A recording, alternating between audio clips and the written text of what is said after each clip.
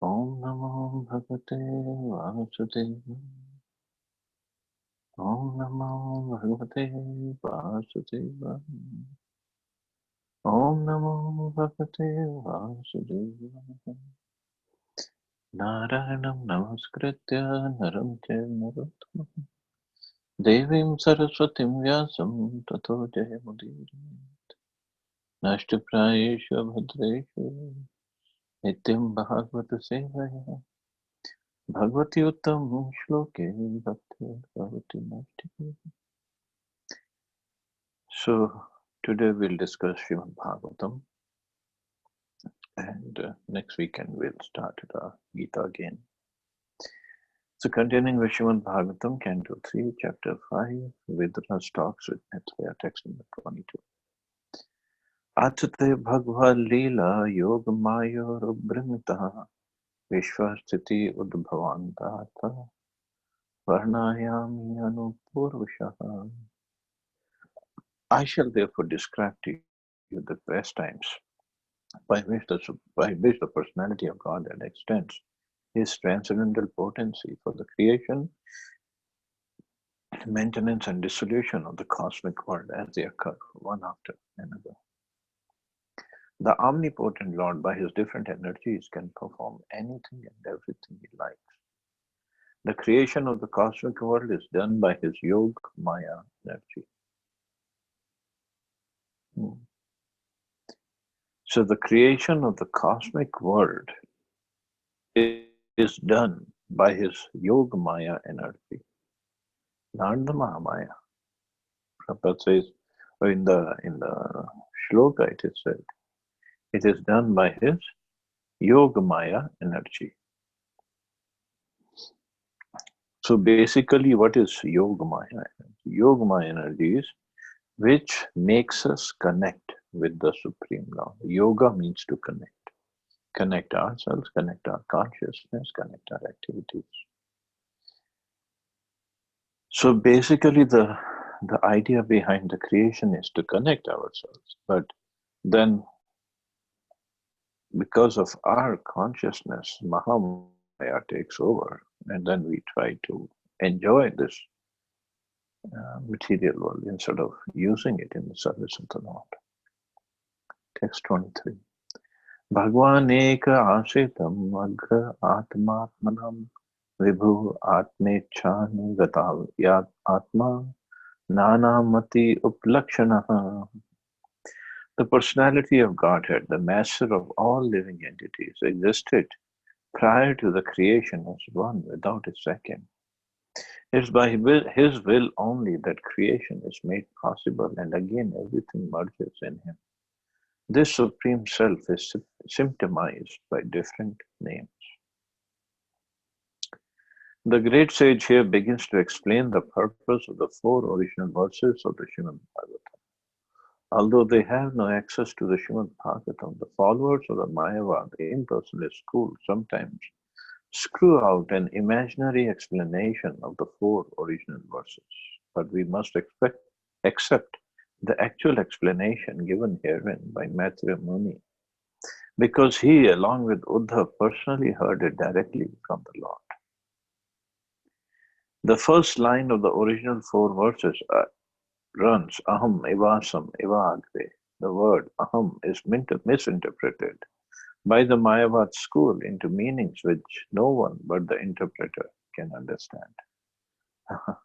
So Prabhupada is saying that Krishna clearly said in those 4 verses, Aham evasam evagre. Aham means I, person I.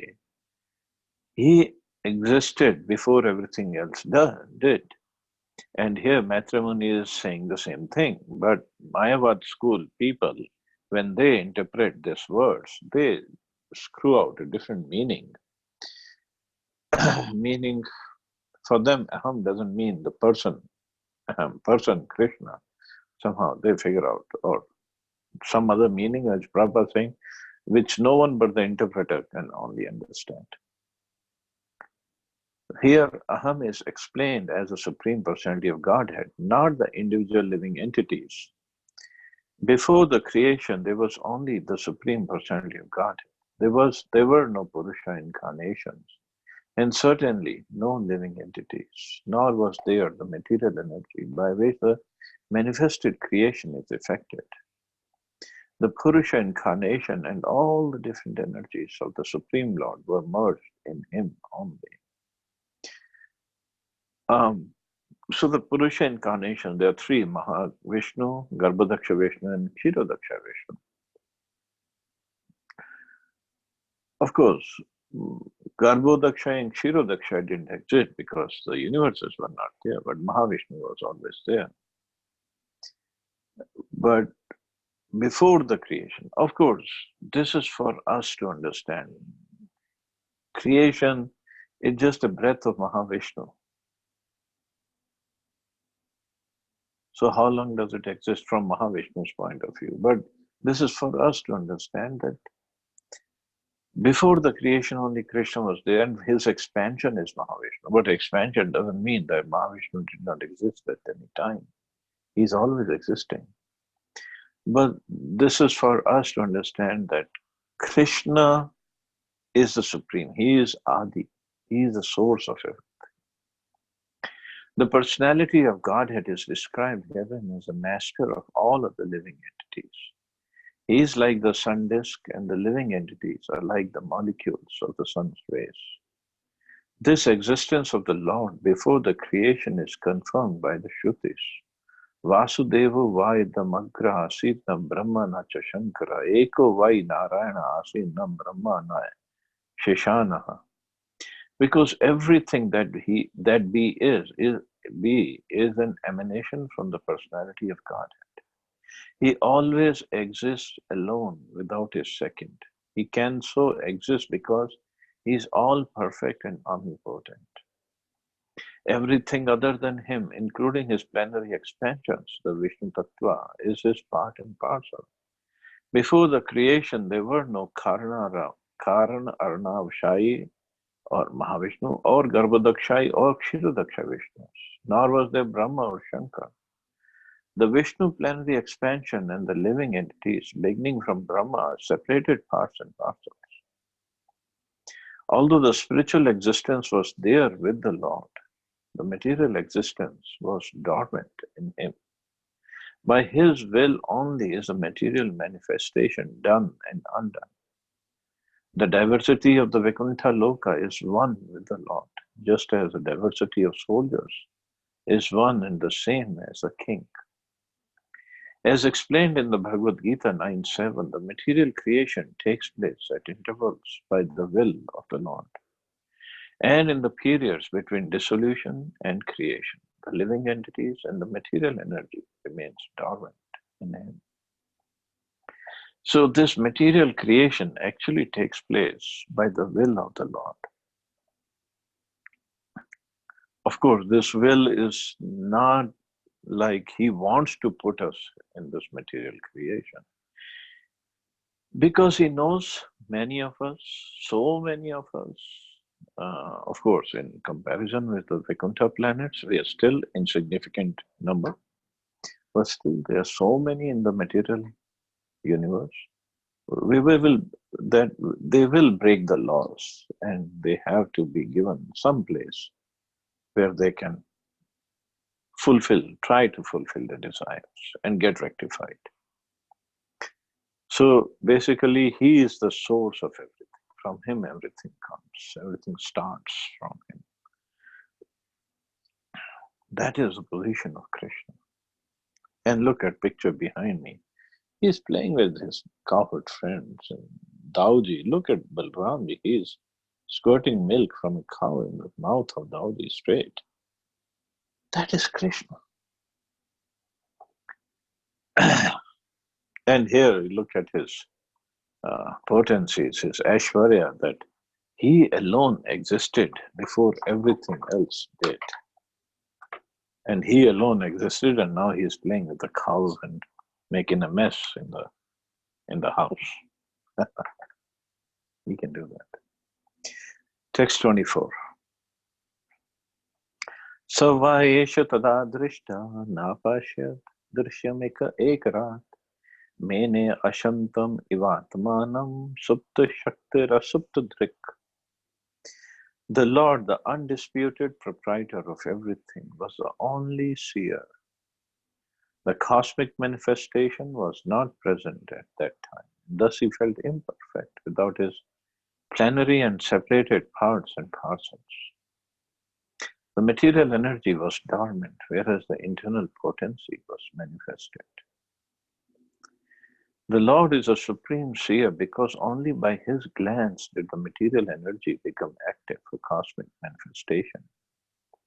At that time, the seer was there where the external energy over which the glance of the Lord is cast was not present. He felt somewhat insufficient, like a husband feeling lonely in the absence of his wife. This is a poetic simile. But we also have to understand there was no time when all this did not exist. This is just for us to understand. He is the source of everything. Everything begins from him.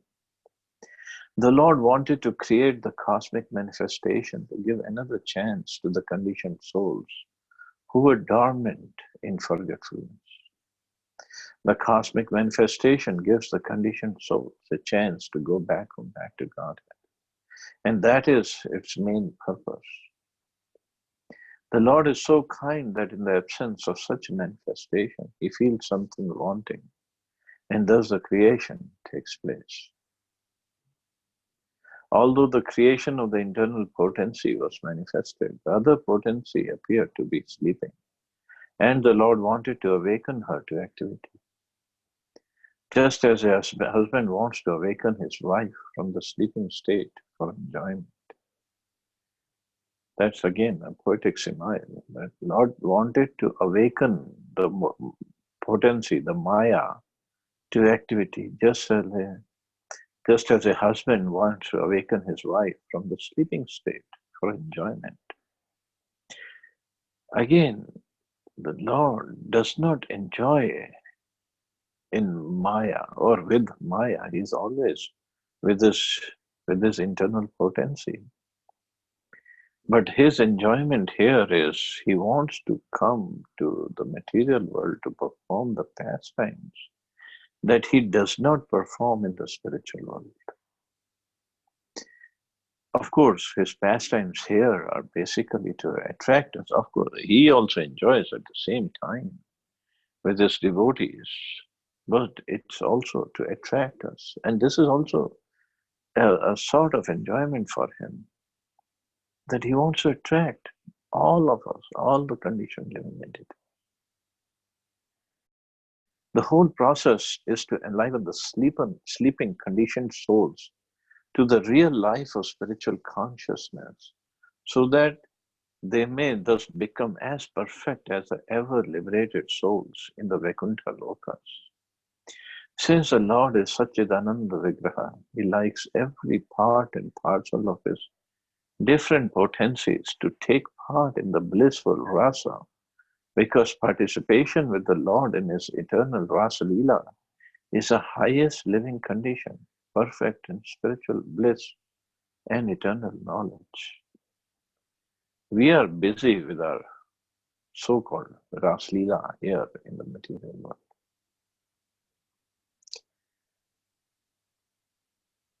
And Krishna wants us, and Prabhupada saying, Krishna wants us to participate with the Lord in the Ras Leela in the spiritual world. And that is the highest living condition. Here in material world, dancing with somebody else's wife would be considered very lowly. But there, in the spiritual world, dancing with, of course, Krishna does not dance with somebody else's wife. Technically, they are all his wives. His energies, his potencies, his for his enjoyment. But that is the topmost Leela. And look at the past, Krishna playing with Dalji and the cows and the coward boyfriends. And so how wonderful this Leela would be. Who would want to be in this part of the Leela? Who would want to work here in the material world, whatever, 8, 10, 12, 14 hours a day, sitting in front of computers and going through rush hour traffic and the traffic jams and the pollution and all sorts of miseries in the material world. Who wants to be here and who would not want to be with Krishna in the pastime that's in the background? Even somebody gets even a chance to become that part or the bell in the cow's neck or even the cloth on the cow's back or even or whatever. I mean, or even the grass that you can see the cow eats. Of course, cow eats the grass, but the grass does not die. It's the spiritual world. And who does not want to be like a cowherd boy or the cow or the manjari or gopi or whatever sacrifice? Look at everybody back there in the background, how they are enjoying. And it is a wonderful enjoyment. Look at the cows, how happy they look. They are relishing this pastime with Krishna. So, looking at that pastime and looking at our so-called Ras Leela, or it's not even Ras Leela, it's Nash Leela. We are stuck here. And we don't even know we are stuck. We think this is the enjoyment. That's a problem. Text 25. Savaitasya sandrishtu shakti sadasad atmika maya nam mahabhaga yayedam nirmame vibhu. The Lord is a seer, and the external energy which is seen works as both cause and effect in the cosmic manifestation. O greatly fortunate Vidura, this external energy is known as Maya or illusion, and through her agency only is the entire material manifestation made possible. The material nature known as Maya is both the material and efficient cause of the efficient cause of the cosmos. But in the background, the Lord is a consciousness for all activities. As in the individual body, the consciousness is a source of all energies of the body. So the supreme consciousness of the Lord is a source of all energies in material nature. This is confirmed in Bhagavad Gita. Throughout all the energies of material nature, there is hand of the Supreme Lord. As a final superintendent, due to this supreme cause only, the activities of the material nature appear planned and systematic, and all things regularly evolve. So, but everything is possible because the Supreme Lord's hand is there, His will is there, His desire is there, and His energies, they work under His guidance, under His superintendence. Nothing is beyond His control. That's what the shloka Prabhupada is quoting. Maya adhyakshena prakriti suyate sacharachara. Maya adhyakshena. Adhyaksh means adhyaksh. Everything is under His eyes or under His control. And it's not like He has to sit down and give orders. Just by His will, His thought only. That is Supreme Lord. We can see in our offices if our manager is there or CEO is there and they are working so hard to make sure every department is taken care of and everybody is working properly and all the reports are going to him. Look at how hard our Prime Minister works. He has to do so many activities, but not Krishna. He is not sitting down in his office and taking the tours of the different countries, of the different universes, and making alliances and breaking alliances and this politics, that politics. Not doing all this. That's why he's the Supreme Lord.